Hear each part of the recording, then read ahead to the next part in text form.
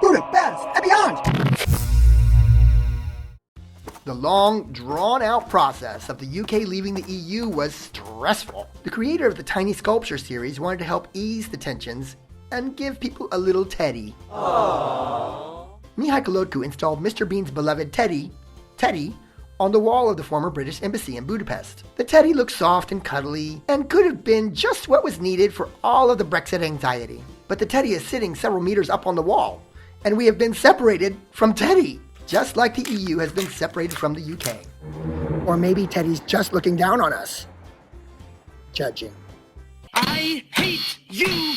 Unlike most of Kolodko's other tiny statues in Budapest, this one is purposefully out of reach.